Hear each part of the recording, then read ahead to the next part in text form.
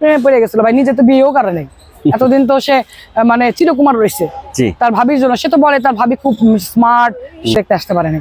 এখানে সামিরার বক্তব্য 4 তারিখে সালমান ভাই মানে ইমন ভাইয়া কথা বলছে যে ইমন আমি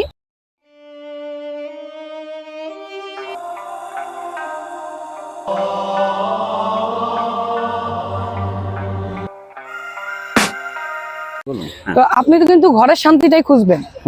হ্যাঁ, তো ডন তো সবসময় ভাইয়ের সাথে থাকতো, মানে 24 ঘন্টাই বলতে পারেন। যখন শুটিং শেষ হতো তখন সালমান ভাইয়ের বাসায়ও সে থাকতো, বাসায় অবস্থান করতো, এবং সালমান ভাইয়ের অ্যাবসেন্সে সে বাসায় যাইতো।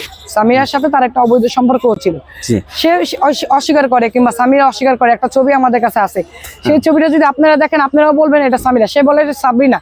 ওই শাড়ি সামিরা ছিল না, কারণ সালমান শাহ যখন অ্যাওয়ার্ড নিতে যায় সেই অ্যাওয়ার্ড অনুষ্ঠানে কিন্তু আপনার ওই সামিরা ওই শাড়িটা পরা ছিল, এবং সামিরার যে হাতের নোক টোক নেল পালিশ লাগানো অন্যরকম একটা। শুনেন ভাই, এক একজনের মানে সবকিছু কিন্তু ডিফারেন্ট, আপনারা আমার কিন্তু সবকিছু একরকম হবে না। হ্যাঁ, তো ওইখানে সামিরা অস্বীকার করে, কিন্তু অস্বীকার করলে হবে না, আমরা জানি যে এখন ডন তো সামিরার প্রেমে পড়ে গেছিল ভাই, নিজে তো বিয়েও করে নাই এতদিন, তো সে মানে চিরকুমার রয়েছে তার ভাবির জন্য। সে তো বলে তার ভাবি খুব স্মার্ট, শিক্ষিত, ভাবির প্রশংসা সে গদগদ। অথচ যার জন্য তুই এই জায়গাটা আসছিস, ওকে তুই করে বলতাম, ওকে তুই না আরো কিছু খারাপ ভাষা থাকলে আমি বলতাম। হ্যাঁ, মানে ওকে ওই জায়গায় আসছে কার জন্য? সালমান শাহর জন্য। সেই সালমান শাহকে সে নিজে সামিরের সাথে থেকে সে হত্যা করছে। এখন তার কিছু পয়েন্ট যদি বলেন, আমি তার পয়েন্ট গুলো ধরাই দিতে পারি। হ্যাঁ, বলুন আপনি। যে দেখেন, ওর কথাতেই ও ধরা খাইতেছে। ও 1 তারিখে বগুড়া গেছে না? জি। শুক্রবার দিন সালমান শাহ মারা গেছে। শুক্রবার দিন সে হরতালের জন্য সালমান শাহকে দেখতে আসতে পারে নাই।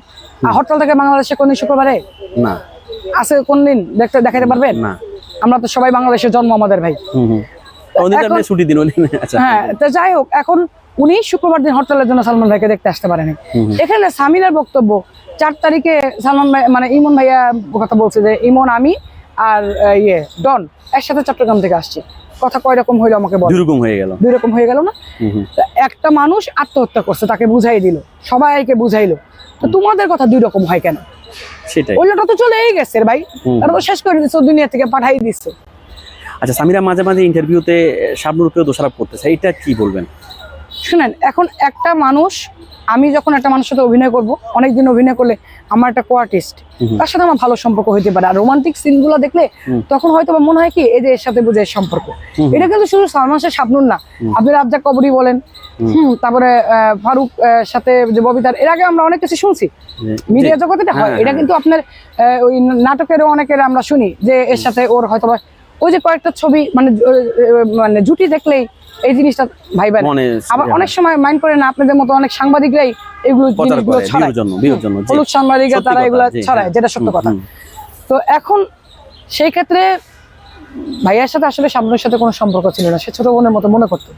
এখন আপনাকে আমি এটাও বলি, যদি সালমান শাহের সাথে শাবনূরের সম্পর্ক থেকেই থাকে, আত্মটা কি সালমান শাহ করার কথা না সামিরা করার কথা? ভাই আমাকে বলেন তো একটু। সামিরা করবে। জি। এখন আপনার point, come to the point ভাইয়া, পয়েন্টে আসেন। এই কথাগুলো কিন্তু আমি ফয়সাল মোর্শেদ এখানে বলছি, আপনি দেখেন আমি এই কথাগুলো বলছি, আমার এগুলো আজকের কথা না, কারণ আমি এই পয়েন্টগুলো শুনেন, কয়টা পয়েন্ট আপনারা আমাকে ধরাবেন, প্রত্যেকটা পয়েন্টের উত্তর আমার কাছে রেডি আছে। এবং আরেকটা ইন্টারভিউতে সালমান শাহর খুব কাছের বন্ধু শুভ ভাই বলছিলেন যে সালমান শাহ 1 দিন 2 দিন পরে ভারতে যাওয়ার কথা ছিল শাহরুখ খানের সাথে সিনেমা করা, তাহলে একটা এত খুশি মানুষ কিছু ঠিকঠাক হয়ে গেছিল, একটা হাসি খুশি, সেটাই তো। আর সালমান শাহ নিজেও জানতো যে আমি আত্মহত্যা করলে আমার জন্য অনেক ছেলে মেয়ে মারা যেতে পারে, এবং মারা গেছে। শুনেন, আমাদের শ্রদ্ধেয় নীলা চৌধুরী মা একদিন বলতেছিল যে ইমন চলো আমরা কোথাও ঘুরে আসি, একটা আছে না যে ঘুরতে যাব, তখন বলছিল যে মা আমার মানে এত ছবি শুটিং ছিল ভাইয়ার হাতে, মানে এত কাজ ছিল তখন। ভাইয়া বলছে যে মা আম্মা আমার এখন মরার সময় নাই, কয়েকদিন পরে আমি কাজগুলো একটু শেষ করি, তারপর সবাই মিলে আমরা ঘুরতে যাবো। যেই মানুষটা বলতেছে যে আমার হাতে এতগুলো কাজ, আমার মরার সময় নেই, সেই মানুষটা আত্মহত্যা করে কেমনে ভাই আমাকে বলেন? সেটাই।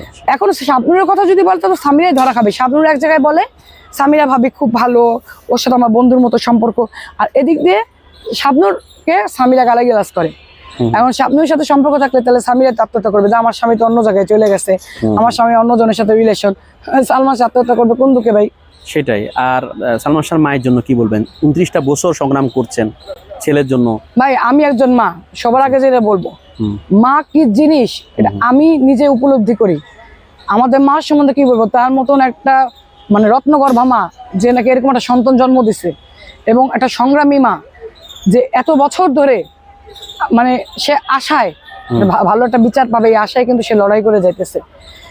আমি মনে করি আল্লাহ তার ডাক শুনছে, তার চোখের পানি, মায়ের চোখের পানি কখনো বিফলে যায় না, তার ডাক আল্লাহ শুনছে, যার জন্য আল্লাহ এই বিচারটা করে দিচ্ছে। আজ 29 বছর পর হইলো এই বিচারটা কিন্তু মানে হত্যা মামলা এখন আসছে।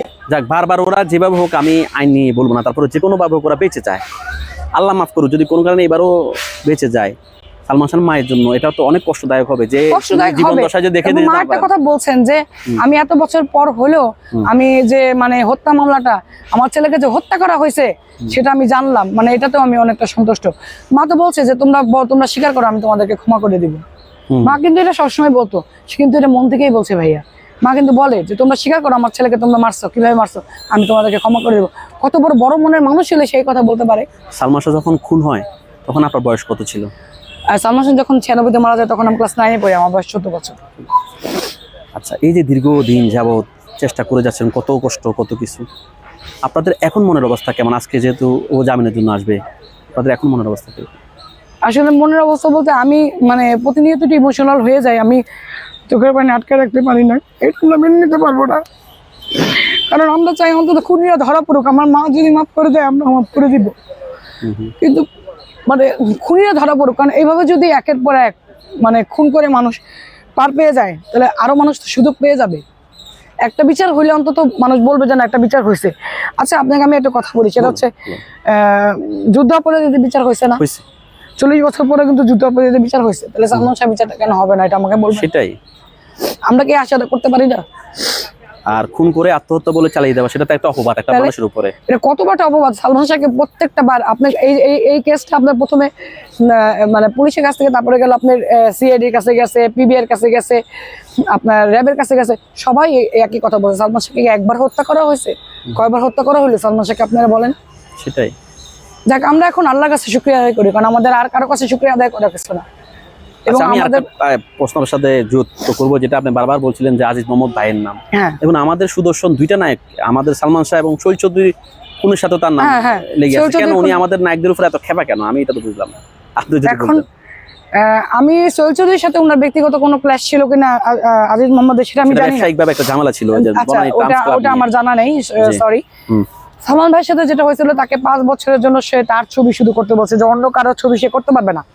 এটা সালমান ভাই রাজি হয় না, কারণ অনেকের সাথে তার কমিটমেন্ট হয়ে গেছে এবং মানে সিগনেচার হয়ে গেছে যে আমি এটা পারবো না, আমি করবো না।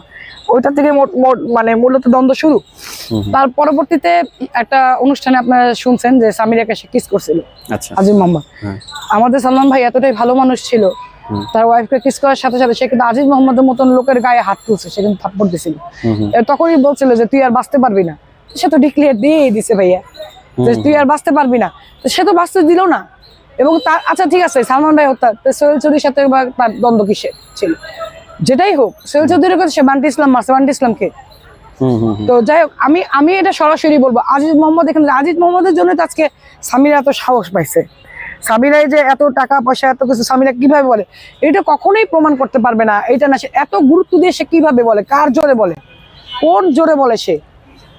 সর্বশেষ সালমান শাহর যারা ভক্ত আছে, আপনি নিজেও ভক্ত, আপনারা ছাড়াও আরো হাজার হাজার লক্ষ লক্ষ কোটি কোটি ভক্ত, তাদের জন্য কি বলার আছে? আর আমাদের মহামান্য আদালত কি চাওয়ার আছে? একজন সালমান শাহর ভক্ত হিসেবে 29 বছর কষ্ট করছেন, কি চাওয়ার আছে মহামান্য আদালতের কাছে, এবং ভক্তদের নিকট কি বলার আছে যারা আপনাদের ছাড়াও আরো যারা ভক্ত আছে? জি, আমরা মহামান্য আদালতের কাছে একটা কথাই, আমাদের একটা দাবি আমরা সবসময় করে আসছি, এই দাবিটাই আছে যে আমরা সুষ্ঠু ন্যায় বিচারটা চাই। এখানে আমরা জোর করে তো কাউকে কোনো দোষারোপ করছি না কিংবা করতে বলছি না, তারা তদন্ত করুক, কিন্তু তদন্তটা সঠিক হোক, সুষ্ঠু তদন্ত হোক, সুষ্ঠু তদন্তের মাধ্যমে সুষ্ঠু ন্যায় বিচারটা আমরা মানে চাই। আপু, আমি আপনার সাথে একমত। আশা করি আজকে সালমান শাহর ভক্ত যারা আছে, আর সালমান শাহ ভক্তদের উদ্দেশ্যে আমি এটাই বলবো, আমাদের ভক্ত ভাই বোনরা আপনারা যে যেখানে আছেন সেখান থেকে সবাই প্রস্তুত থাকেন। আমাদের হয়তোবা আবার মাঠে নামতে হইতে পারে, যদি খুনিরা যে ধরনের আগাম জামিন নেওয়া শুরু করছে, তাতে করে আমাদের রাজপথ ছাড়া যাবে না। আমরা যে যেখান থেকে পারি, আমরা যতটুকু পারি আমরা করব। এবং সালমান শাহ ভক্তরা সবাই প্রস্তুত থাকবেন এবং দোয়া করবেন আমরা যেন এই সুষ্ঠু ন্যায় বিচারটা পাই। দোয়া করি সালমান শাহ ভক্তদের জয় হোক, সালমান শাহর মায়ের জয় হোক এবং ন্যায্য বিচার পাক। ধন্যবাদ। ভালো থাকবেন। আসসালামু আলাইকুম। ওয়ালাইকুম আসসালাম, ধন্যবাদ। ভালো লাগলে লাইক কমেন্ট করে আপনার মতামত দিন। সাথে থাকার জন্য সাবস্ক্রাইব করুন এবং বেল বাটনটিতে ক্লিক করুন।